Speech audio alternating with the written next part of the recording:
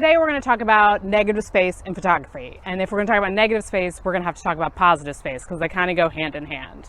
So it doesn't mean something either positive or negative as far as good or bad. It means either engaging the space or leaving it to breathe. So kind of your subject matter becomes your positive space and the space around that subject matter becomes your negative space. So let's take a look at it in some basic design projects. So if we look at these two images, the one on the left is a drawing where the artist has kind of engaged the positive space by putting a lot of detail into the face and then completely leaving out all detail on the hands, letting them become the negative space. And so it's kind of a playful use of that positive and negative space.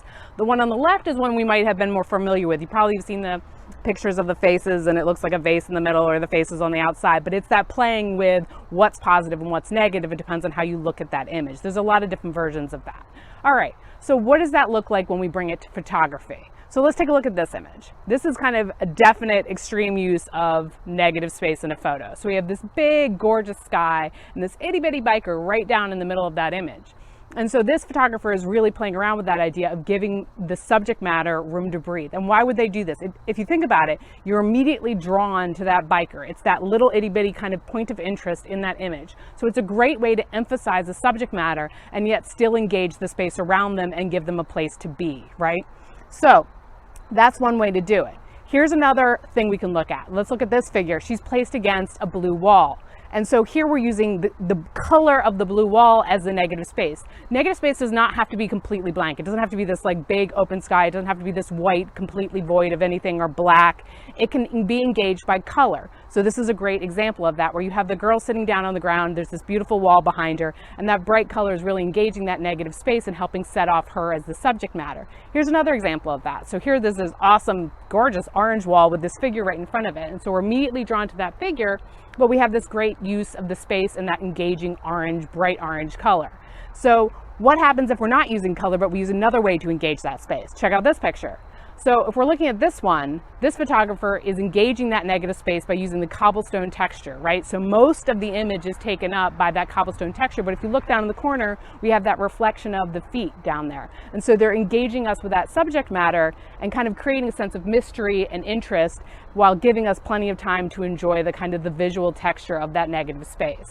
Or here's another one. This one's using the sky as well. This is using the lamppost as your positive, and then the sky is the negative. And that's really, I gotta say, when it comes to creating negative and positive space and getting started with it, it's a great way to kind of learn how to play with that positive negative because the sky is pretty easy to come by. You go outside and the key to getting the sky as your negative space is all gonna be about how the perspective you taking the image. So it might mean you getting down low and pointing your camera up towards the sky, towards the image, so that you can get that negative space of the sky being used. All right. So let's talk about how you place your figure in that negative space. Let's look at the same image cropped differently. So these images using negative space and positive space. The one on the left has a lot more space than the one on the right. And so this is just an example of how when you kind of push this idea of leaving space for your figure, what that can do for an image. It also brings into where you place your subject in the image can also change the way it feels. You can have kind of an impact on the feel of an image. So the one on the left here, where you have the figure over here in the corner and there's plenty of space in front of where that figure is walking, almost has this kind of hopeful feel where they have somewhere to go. Whereas you look on the one where we've cropped it right in front of the figure, there's this kind of wall there, right? And so it almost feels a little more isolated. So even though there's still negative space and there's still that breathing space, it changes the feeling of the image. All right, we can also use color and texture. Check out this one. This is a fun one of my mom from like 1983. I'm assuming my dad took this picture in a ball pit.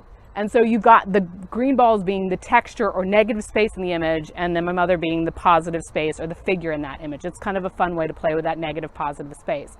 It doesn't have to be a figure, right? So here's another one where we're using an object as a positive versus a negative space. And this is a more common use of it. It's a landscape, right? We've got the boat right in the middle. We've all seen pictures like this where you have the kind of these big, gorgeous ocean scenes. And it's a great way to get that feeling of space and the environment that subject matter is living in, right? So what you're going to be doing is you're going to go out and you're going to see what you can do as far as capturing the use of negative space to give your subject matter a place to breathe and exist in, right? So what I want you to do today is take your camera out. I want you to get at least 5 good pictures. So upload those 5 pictures that you think are a great use of negative space to the assignment for today's daily process, all right? If you have any questions, as always, let me know and have fun taking pictures.